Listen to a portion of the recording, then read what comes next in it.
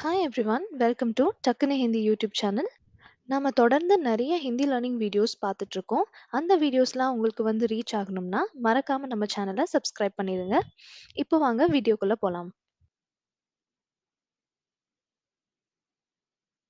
இன்னைக்கு நம்ம வீடியோல நம்ம சப்ஸ்கிரைபர் ஒருத்தர் கேட்டது மாதிரி கா, கி, கே இந்த வார்த்தைகளுடைய யூசஸ் தான் பார்க்க போறோம். ஸோ கா, கி, கே இந்த 3 வார்த்தைகளையும் எந்த இடத்துல யூஸ் பண்ணணும், எந்த இடத்துல யூஸ் பண்ணக்கூடாது அப்படிங்கிறத எக்ஸாம்பிள் சென்டென்ஸோட நம்ம இந்த வீடியோல பார்க்க போறோம்.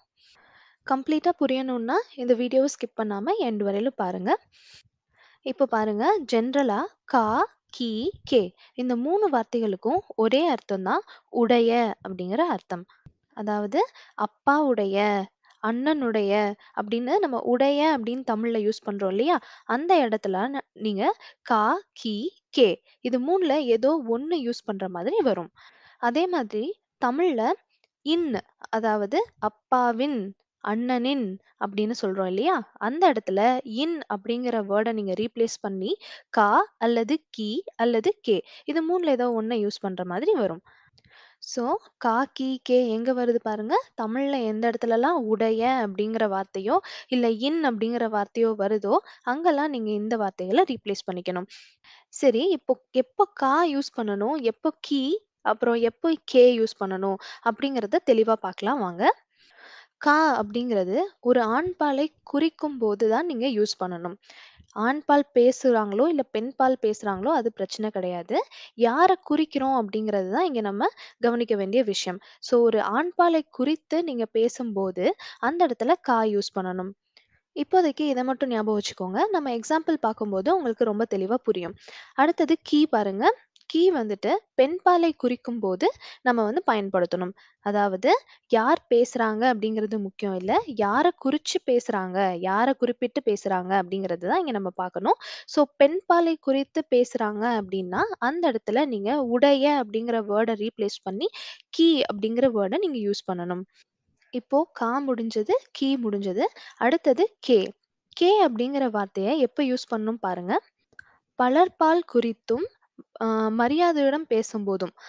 அதாவது நீங்க வந்து ஒருத்தர குறிப்பிட்டு பேசுவீங்க இல்லையா? அது ஒருத்தரா இல்லாம பலரா இருப்பாங்க.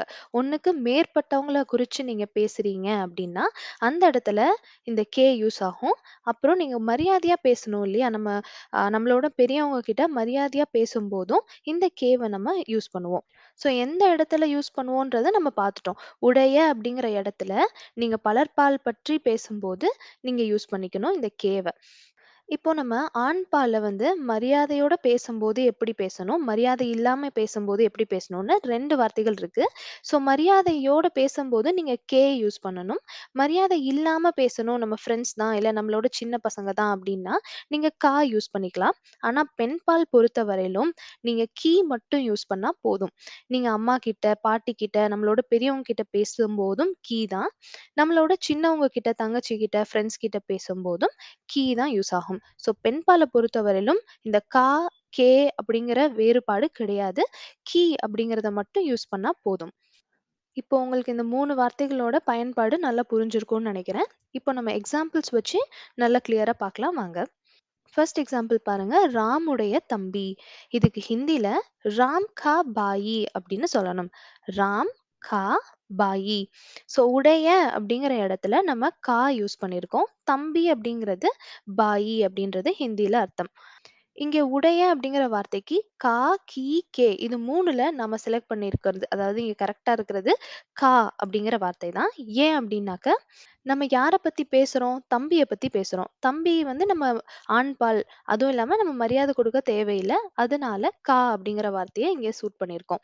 நாம தெளிவா புரிஞ்சுக்க வேண்டிய ஒரு விஷயம் என்னன்னா, ராம பத்தி நம்ம பேசல. தம்பிய பத்தி மட்டும் தான் நம்ம இங்க யோசிக்கணும். ஸோ தம்பி அப்படிங்கிறது ஒரு ஆண்பால். அதுவும் இல்லாம நம்ம மரியாதை கொடுக்க தேவையில்ல. அதனால தான் நம்ம கா யூஸ் பண்ணியிருக்கோம். இது ராம வந்து எந்த இடத்துலயும் இது இன்வால்வ் பண்ணாது. இதுல பாருங்க, பிரியாவுடைய தம்பி. ஸோ பிரியாங்கிறது ஒரு பெண். அந்த பெண்ண பத்தி நமக்கு இப்ப பார்க்க தேவையில்ல. யார பத்தி பேசுறோம்? தம்பிய பத்தி. அப்போ கா அப்படிங்கிற வார்த்தைய நம்ம யூஸ் பண்ணணும். பிரியா கா பாயி. அடுத்த எக்ஸாம்பிள் பாருங்க. ஜெனியுடைய அம்மா. ஜெனியுடைய அம்மா. உடையன்ற இடத்துல நம்ம இங்க என்ன யூஸ் பண்ணியிருக்கோம்? ஜெனி கி மா அப்படின்னு யூஸ் பண்ணியிருக்கோம். கி அப்படிங்கிற வார்த்தைய நம்ம எடுத்திருக்கோம். அம்மா அப்படிங்கிறதுக்கு ஹிந்தியில மா. இங்க அம்மா அப்படிங்கிறது ஒரு பெண்பால். நான் சொன்ன மாதிரி அப்பவே சொன்ன மாதிரி பெண்பால்னு வந்துட்டாலே போதும். நீங்க கி அப்படிங்கிற வார்த்தைய யூஸ் பண்ணிட்டா போதும். மரியாதையோடையோ, இல்ல மரியாதை இல்லாமையா அப்படின்னு சொல்லிட்டு நீங்க யோசிக்க தேவை கிடையாது. பெண்பால் அப்படின்னு நீங்க பார்த்துட்டாலே, நீங்க உடையன்ற இடத்துல கி அப்படின்னு யூஸ் பண்ணிக்கலாம். இதுவே குமாருடைய அம்மா அப்படின்னு வரும்போது, குமார் கி மா அப்படின்னு சொல்லிட்டு நம்ம போடணும். ஸோ இந்த கீய வந்து நம்ம யார பேஸ் பண்ணி போடுறோம்? அம்மா அப்படிங்கிற அந்த சொல்ல பேஸ் பண்ணி தான் நம்ம வந்து கீ யூஸ் பண்ணியிருக்கோம். குமாரா இருந்தாலும் சரி, ஜெனியா இருந்தாலும் சரி, நம்ம சப்ஜெக்ட் என்ன ஆணோ, பெண்ணோ அத பத்தி நமக்கு கவல கிடையாது. அடுத்த எக்ஸாம்பிள் பாருங்க. ரவி உடைய அப்பா. ஸோ இதுக்கு ஹிந்தியில ரவி கே பிதா அப்படின்னு சொல்லணும். இங்க உடைய அப்படிங்கிற வார்த்தைக்கு கே யூஸ் பண்ணியிருக்கோம். அப்பா அப்படிங்கிறதுக்கு ஹிந்தியில பிதா சொல்லலாம். பிதாஜி சொல்லலாம். ஸோ இந்த எக்ஸாம்பிள்ல நம்ம யார பத்தி பேசுறோம்? அப்பாவ பத்தி பேசுறோம். அப்பா அப்படிங்கிறது ஒரு ஆண் பால். அதுவும் இல்லாம நம்ம மரியாதையோடயே பேச வேண்டிய ஒரு ஆள். அதனால நம்ம கா யூஸ் பண்ணாம கே யூஸ் பண்ணியிருக்கோம். இந்த எக்ஸாம்பிள் பாருங்க. கொஞ்சம் லென்த்தியானது. பட் கிளியரா உங்களுக்கு புரியும். அப்பாவுடைய நண்பருடைய மகள். இதுக்கு ஹிந்தில பிதா கே தோஸ்த் கி பேட்டி. இந்த இடத்துல 2 பேர குறிப்பிட்டு நம்ம பேசுறோம். ஃபர்ஸ்ட் பாருங்க.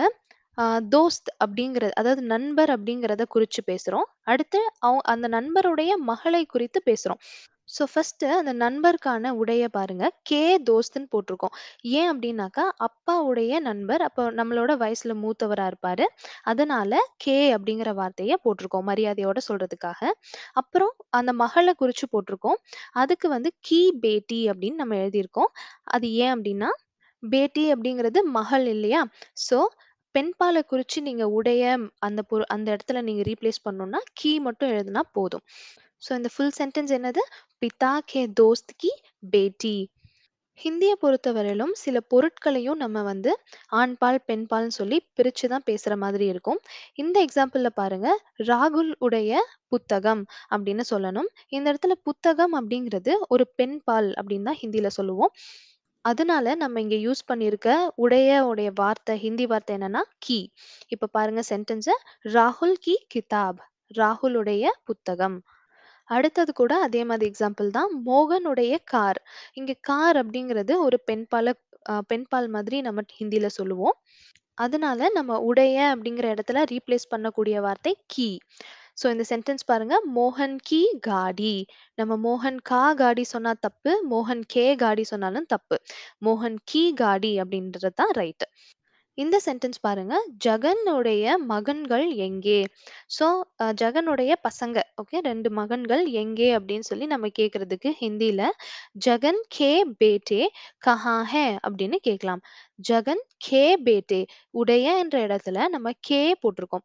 ஏன் அப்படின்னாக்க இங்க பலர்பால் பத்தி பேசுறோம். ஒண்ணுக்கு மேற்பட்டவங்கள பத்தி பேசும்போது கே அப்படிங்கிற வார்த்தைய நம்ம யூஸ் பண்ணோம் இல்லையா? அதனால ஜகன் கே பேட்டே கஹா ஹே அப்படின்னு யூஸ் பண்ணியிருக்கோம். இதுவே மகன்களா இல்லாம மகள்களா இருந்தா என்ன செய்றதுன்னு பாருங்க. ஜகனுடைய மகள்கள் எங்கே அப்படின்னு கேட்கறதுக்கு, ஜகன் கி பேட்டியா கஹா ஹை அப்படின்னு சொல்லணும். ஸோ இத நான் ஃபர்ஸ்ட்டே சொன்ன மாதிரி தான். பெண் பால குறித்து நம்ம பேசுறோம் அப்படின்னாலே நீங்க யோசிக்கவே தேவையில்ல. கி அப்படிங்கிற வார்த்தைய யூஸ் பண்ணிறலாம். அதுதான் இங்க நம்ம போட்டிருக்கோம். ஜகன் கி பேட்டியா கஹா ஹை. Next example. இது ரமேஷ் உடைய வீடு. ஸோ வீடு அப்படிங்கிறது ஆண் பால் மாதிரி நம்ம ஹிந்தியில குறிக்கணும். அதனால இங்க கா அப்படிங்கிற வார்த்தைய நம்ம யூஸ் பண்ணியிருக்கோம். யஹ் ரமேஷ் கா கர் ஹை. யஹ் ரமேஷ் கா கர் ஹை. Next sentence. சுரேஷுடைய நண்பர்கள் வருகிறார்கள். ஸோ நண்பர்கள் இல்லையா? More than one person. ஒன்றுக்கு மேற்பட்டவங்க அப்படிங்கிறதுனால நம்ம உடைய அப்படிங்கிற இடத்துல கே யூஸ் பண்ணணும். சுரேஷ் கே தோஸ்த் ஆ ரஹே ஹே. சுரேஷ் கே தோஸ்த் ஆ ரஹே ஹே. ஆ அப்படிங்கிறது வருவது. ரஹே ஹே அப்படின்னா வந்து கொண்டிருக்கிறார்கள் அப்படின்னு சொல்றது. இந்த சென்டென்ஸ் பாருங்க. ஷீலாவுடைய கணவன் பெயர் ராஜா. இதுக்கு ஹிந்தியில ஷீலா கே பதி கா நாம் ராஜா ஹே அப்படின்னு சொல்லணும். ஷீலா கே பதி கா நாம் ராஜா ஹே. இந்த இடத்துல ஃபர்ஸ்ட் இருக்க உடைய, ஷீலா உடைய கணவர். ஸோ நம்ம யார குறிப்பிட்டு பேசுறோம்? கணவர பத்தி பேசுறோம். ஸோ அவங்களுக்கு மரியாதை குடுக்குற மாதிரி நம்ம ஷீலா கே பதி அப்படின்னு யூஸ் பண்ணியிருக்கோம். அடுத்தது கணவரின் பெயர் ராஜா. அந்த இருக்கு இல்லையா? கணவரின் பெயர். அந்த க்காக நம்ம யூஸ் பண்ற வேர்ட் வந்து கா. ஏன் அப்படின்னாக்கா, பெயர குறிப்பிட்டு தான் நம்ம பேசுறோம். பெயருக்கு வந்து நம்ம கா அப்படிங்கிற வார்த்தைய தான் யூஸ் பண்ணணும். ஸோ இந்த சென்டென்ஸ் வந்துட்டு ஷீலா கே பதி கா நாம் ராஜா ஹே. நெக்ஸ்ட் சென்டென்ஸ் பாருங்க. ராஜுவுடைய ஸ்கூல் அங்கே இருக்கிறது. இதுக்கு ஹிந்தில ராஜு கா ஸ்கூல் வஹா ஹே. ராஜு கா ஸ்கூல் வஹா ஹே. இந்த இடத்துல உடைய அப்படிங்கிறதுக்கு கா யூஸ் பண்ணியிருக்கோம். காரணம் என்னன்னா, ஸ்கூல் வந்து ஒரு மாஸ்குலின் ஜெண்டர். அதாவது ஆண்பால் அப்படிங்கிறனால கா அப்படிங்கிற வார்த்தையை யூஸ் பண்ணியிருக்கோம். மறுபடியும் இங்க எத பத்தி பேசுறோங்கிறது தான் முக்கியம். ஸ்கூல் தான் வந்து நம்ம பார்க்க வேண்டிய விஷயம். அது ராஜுவுடைய ஸ்கூலா இருந்தாலும் சரி, இல்ல ஏதோ ஒரு பொண்ணு ராணி உடைய ஸ்கூல் அப்படின்னு சொன்னாலும் சரி, அங்க வந்து அ அது தேவை கிடையாது நமக்கு. ஸ்கூல் அப்படிங்கிறது தான் முக்கியம். இந்த எக்ஸாம்பிளும் அதே மாதிரி தான். இது பாருங்க. இது அப்பாவுடைய அலுவலகம் அப்படின்னு சொல்றதுக்கு ஹிந்தில ய பிதாஜி கா கார்யாலய ஹை அப்படின்னு சொல்லலாம். ய பிதாஜி கா கார்யாலய ஹை. கார்யாலய அப்படிங்கிறது அலுவலகம், ஆஃபீஸ்ன்னு அர்த்தம். தஃப்தர் அப்படிங்கிற வார்த்தையும் ஆஃபீஸ் அப்படிங்கிறதுக்கு அர்த்தம். ஸோ இந்த இடத்துல பிதாஜின்றது வந்து மரியாதையா நம்ம சொல்ல வேண்டியது. ஆனாலும் நம்ம தான் யூஸ் பண்ணியிருக்கோம். ஏன் அப்படின்னாக்க, நம்ம ஆஃபீஸ பத்தி தான் குறிப்பிட்டு பேசுறோம். பிதாஜிய நம்ம குறிப்பிட்டு பேசல. அதனால ஆஃபீஸ் ஒரு ஆண்பாலா கன்சிடர் பண்றனால, பிதாஜி கா கார்யாலய ஹை அப்படின்னு எழுதியிருக்கோம். ஸோ அவ்வளதாங்க. இப்போ உங்களுக்கு கா, கி, கே இந்த 3 வார்த்தைகளோட யூசஸ் என்னென்ன அப்படின்னு புரிஞ்சிருக்கும்னு நெனைக்கிறேன். உங்களுக்கு இந்த வீடியோ பிடிச்சிருந்துச்சுன்னா லைக் பண்ணுங்க. அண்ட் நம்ம சேனல சப்ஸ்கிரைப் பண்ண மறந்துடாதீங்க. Thank you so much for வாட்சிங்.